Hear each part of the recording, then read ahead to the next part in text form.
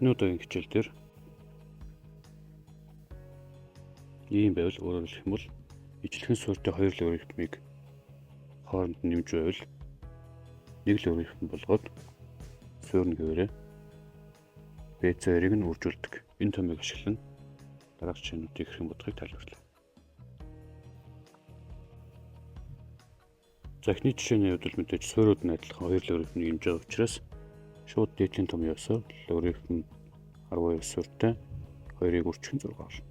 2-ыг 6 үржүүлэх юм бол 12 болно. Өөрөөр хэлбэл логарифм 12 суурьтай 12 буюу 1 гэж гарч ирнэ. Хоёр дахь жишээний хувьд өмнөх хичээлүүдээр тайлбарласан ёсоор энэ үржүүрийг энэний зэрэг болгож бичүүлнэ. Өөрөөр хэлэх юм бол 32 суурьтай 4-ийн 2 зэрэг буюу 16.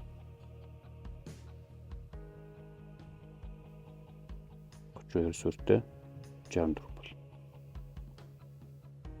За энэ бол энэ том ясаар логарифм 32 суурьтай 16-г 64 үржүүлнэ.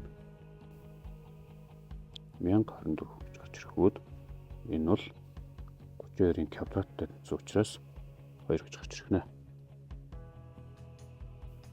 За 3 дугаар жишээний хувьд мэдээж хэрэг энийг 3-ын зэрэг болгоод бичүүлнэ. Өмнөх бодлогууд дээр энэ тухай тайлбарласан байгаа. За ингэхээр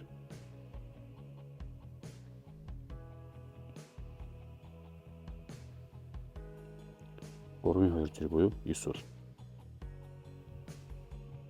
За ингээд энэ бол 16-г 9-оор үржүүлэхээр 144 гэж гарч ирнэ.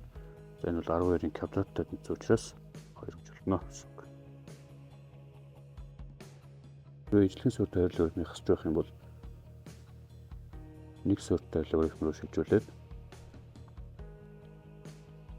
B-ийг C хувадаг.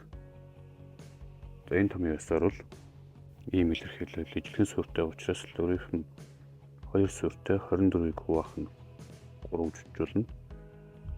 За эндээс мэдээж хэрэг логарифм 2 суурьтай 24-ийг 3-т хаваад 8 болно. Энэ бол 2-ын 3 зэрэг учраас 3-тай тэнцвэрч